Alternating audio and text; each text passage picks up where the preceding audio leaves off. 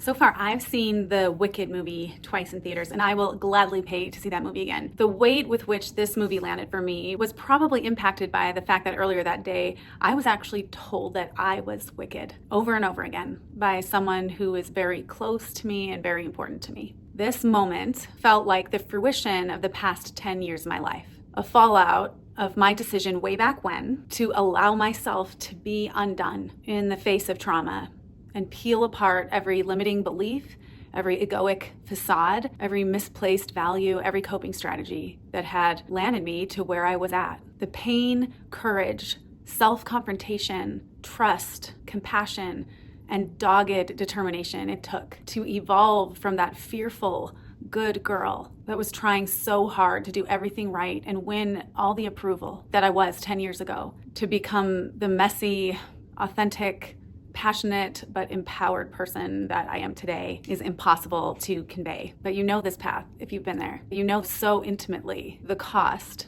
of every step of that journey. So to see Elphaba on screen wake up to the ways she was being manipulated, controlled, and used to uphold a facade of stability and illusory authority felt quite personal. To watch Glindas' hand drop in that moment where Elphabas' face and stance shift as she roots unapologetically into the undeniable power of who she really is. That moment rang so true. And to watch her literally defy gravity and say no more brought joy to my heart and tears to my eyes. That is a moment of redemption for every single person who has ever been told, shut up, sit down, who are you to think you know better than the authority?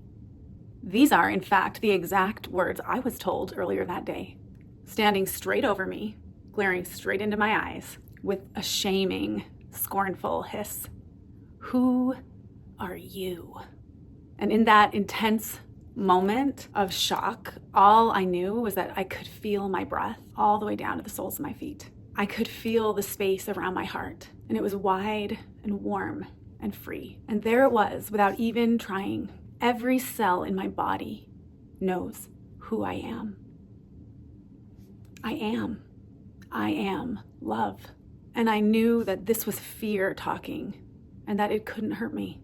Because when you've done the work to know who you really are, all the way down to your bones, no one can take that from you.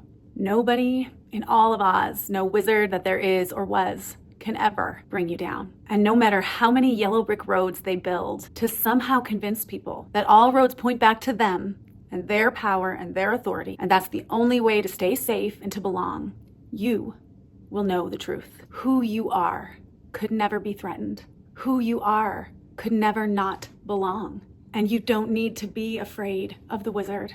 It's the wizard who should be afraid of you. If you've been hurt, betrayed, abandoned, abused, Wicked is a movie and a message that you likely feel down to your bones like me. And my dream, my purpose, is to imagine a different future together because the world is shifting.